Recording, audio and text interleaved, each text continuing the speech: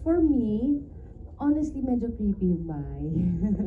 Tsaka maraming beses na parang feature yun sa mga YouTube channels, ganyan. Nakikita ko kasi, tapos very interesting siya. Kasi, hindi ko alam direct kung confirm na, pero sinasabi kasi nila sa akin nung nag-shoot kami doon na parang tumira daw doon si Gregorio del Pilar, ganyan. So imagine like how old na yung bahay.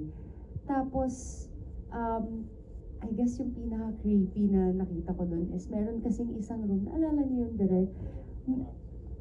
Hindi, merong oo, yung may mga so meron kasing isang room doon, parang from the living room, kung saan yung second floor, yung eksena na yung may mga kwarto namin. Pag diniretso mo kasi yun, kusina yun. Tapos meron siyang room to the right na sarado siya. Pero pag pumasok ka sa loob, parang dining room siguro siya. And then meron siyang mahabang table. Tapos yung mahabang table na yun, may mga nakaupo doon na life size na mga santo. Tapos yung mga santo na yun, nakatalukbong ng sack or ng cloth yung head. So actually may video ko doon. Pero sobrang creepy talaga noon. Yun. Basta may mga doon may iba't ibang statues ng mga santo. Tapos parang pati yung mga caretakers minsan nananakot na parang minsan daw may nawawala. Di ba direct sabi nila minsan daw nawawala daw yung nandun sa case or something. Hindi ko naman alam kung totoo. Wala naman ako naramdaman pero creepy lang talaga siya. And to add nga, may dun sa second floor, yun nga, may room na puro mga rebulto na parang kumakatok talaga, nakatakip yung mga ulo. O, parang nakaganon yung mga kamay sa table. So parang creepy lang, baka biglang pagtingin mo totoo na yung kamay. Diba? So ginawa namin, winol off yun ng production designer. Ginawa na lang fake wall para wala nang accidentally pumunta doon.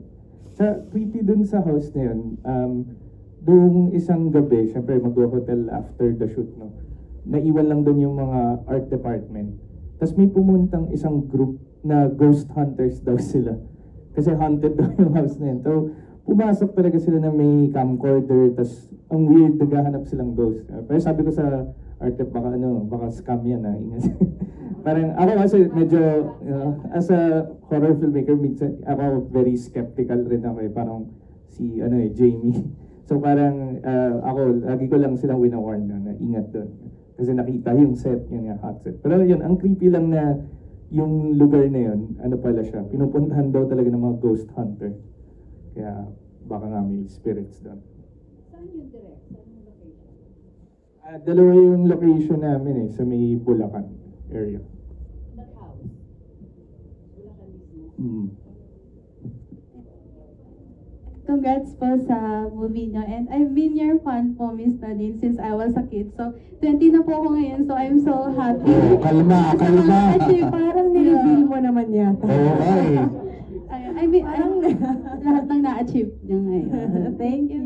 Maraming salamat. Grabe ng bunyog naman to si ate girl. Natawa ako dun sa scam direct.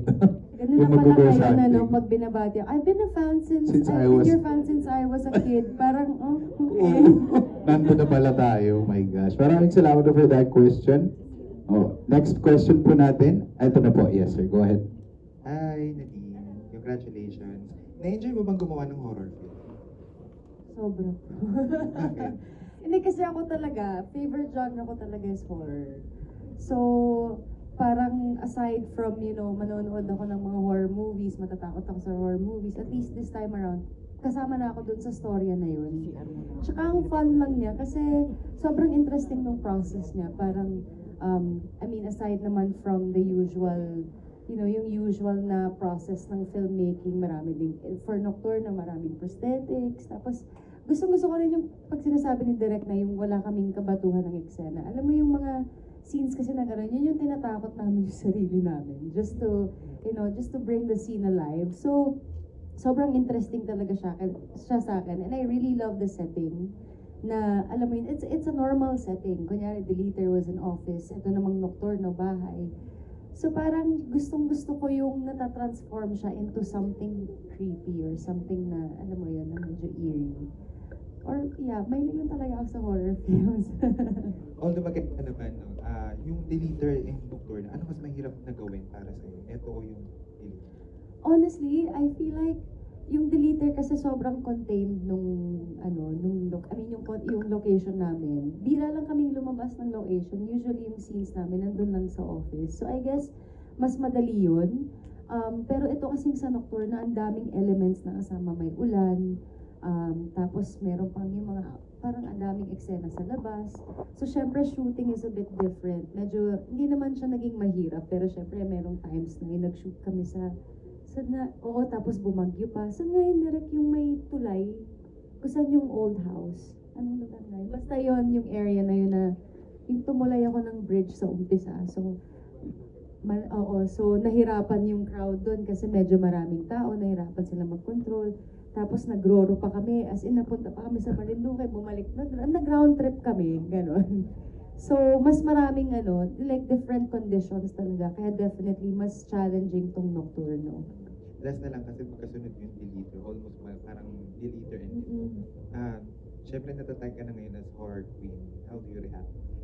Parang hindi, I mean, I'm happy, I'm very honored, pero parang 2 films pa lang naman kasi, so parang I feel like it's too early. I don't know. Pero kung gusto nyo tayo yung horror queen, edi okay. Thank you. Okay, thank you. Thank you. Salamat po. Kung horror queen ka na, dapat meron kang signature sigaw, di ba? Parang si Chris dati, oh! Dapat meron. Paano? Oh! Sorry, natawa. Natawa ako sa kalokohan ko. Siguro sa next project namin ni Direct Nick, magkakaroon na ako ng signature script. Yun. Ayun. Direct, baka Abangan naman nyo na. baka masali ako dyan kasi meron na akong signature eh. Oo. Yung ginawa ko kanina yung biik, yun, signature script. Ganon. Yun yung signature script ko. Next question po, taas kaway tayo. Right over there. Saan po? Babe, nakatumingin. Ito na po. Sa taas tayo po. Ayun, meron din po tayo sa taas. Let's give a chance to those na nasa taas po. Doon daw po sa likod muna daw po. Yes, ma'am. Sorry, pabalik po tayo dyan. Opo. Yan, taas kamay po yung nandyan sa taas. Ba, sila tingnan po.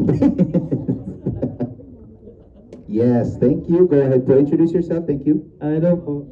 I'm JJ po. And gusto ko lang po sabihin na ang ganda po nung film. As also, a big fan po ko kayo ni girlfriend ko. Yung question ko po kasi kay Sir Red po. Kasi usually po, when I watch horror films, there's this concept na yung final girl.